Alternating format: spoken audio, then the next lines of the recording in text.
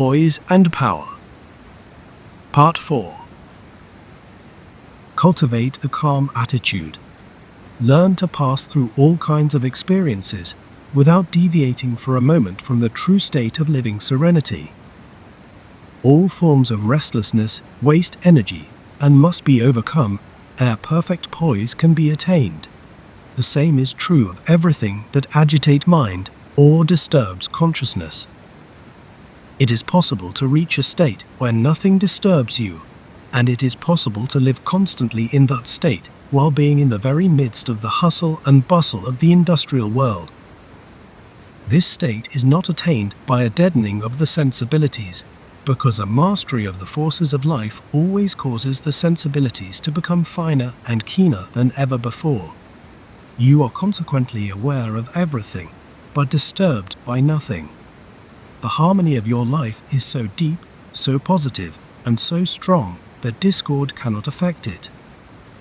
To attain this serene state, be absolutely quiet for 20 minutes every day, or twice a day if possible.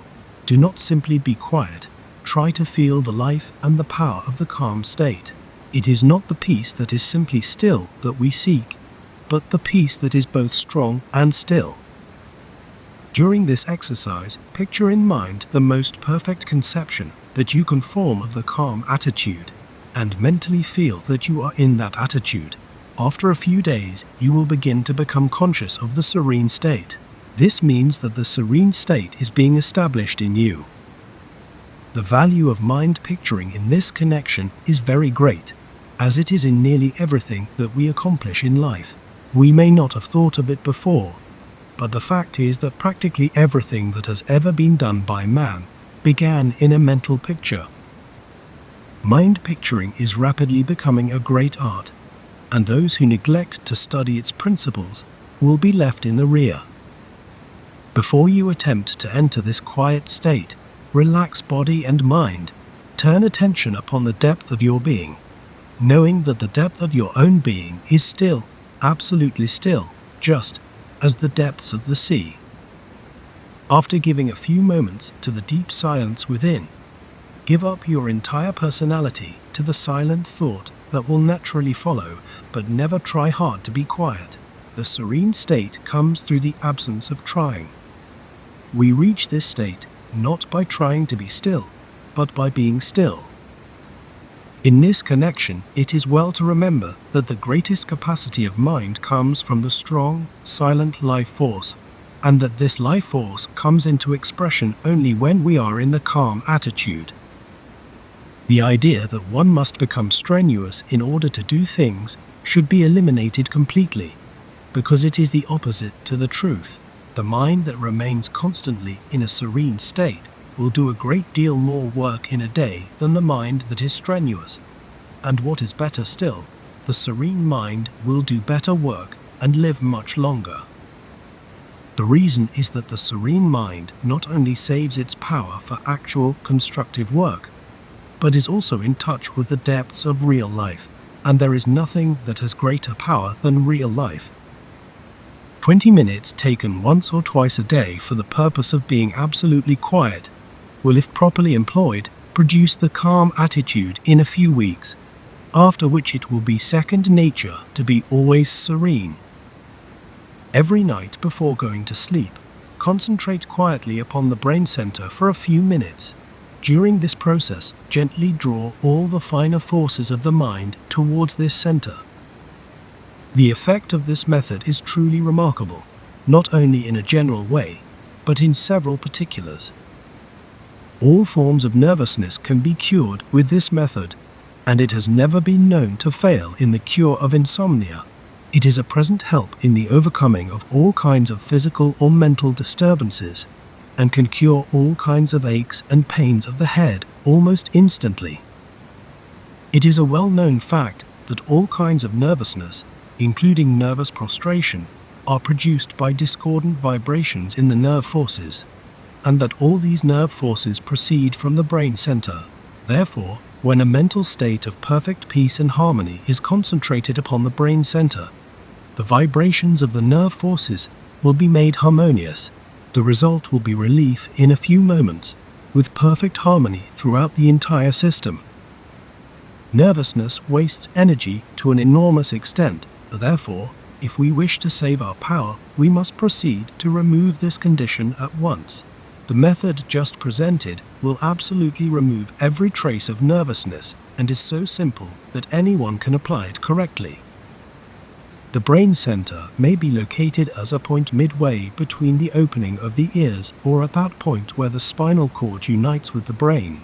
Nerve force is generated in the brain and passes from the brain to the spinal cord, and thence to every part of the system.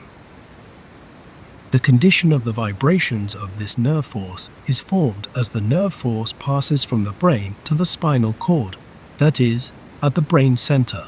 Therefore, if we wish to change the vibrations of the nerve force, we must act upon the brain center. Remember, as the vibrations of the nerve forces are at the brain center, so they will be all through the system. It is therefore readily understood why nervousness will disappear from the entire system the very moment that peace and harmony are established at the brain center. When concentrating upon the brain center, the object should be to impress the calm attitude in such a way that stillness is established throughout the depths of mental action. That is, the entire center of the brain should be made calm to the very center of every atom. This is accomplished by concentrating calmly with deep, serene feeling. To gently draw all the finer forces of mind towards the brain center at the time is absolutely necessary, because it is quiet action that produces peace. When forces are made to act in calmness, they will produce calmness in that place where they are directed to act. Should difficulty be met in drawing the finer mental forces towards the brain center, the cause is a lack of feeling. This may be corrected by gently thinking about those finer forces that permeate the substance of things. The mere thought of the finer forces will usually bring consciousness into touch with these forces, and whenever any force touches consciousness, it will follow the desire of attention without any effort being made in that direction. To enable the beginner to apply this method at once, he may associate this concentration with physical breathing. While inhaling with the lungs, make a gentle mental effort to draw the finer mental forces to the brain center. While exhaling with the lungs, let the finer mental forces pass down through the body. The physical breathing should be very quiet and easy, as well as deep and full.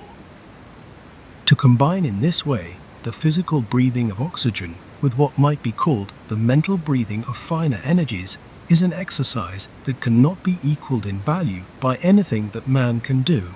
It is therefore the height of wisdom for everybody to learn this method perfectly and apply it constantly. The best time is in the evening after you have retired, because the process will make the entire system so perfectly calm and restful that a most delightful sleep will follow. The exercise, however, can be taken at any time during the day, and should be taken whenever a tendency to nervousness is felt. Any adverse condition in the nervous system can, in this way, be nipped in the bud, and the amount of energy that will be saved will be simply remarkable. End of Poise and Power, Part 4.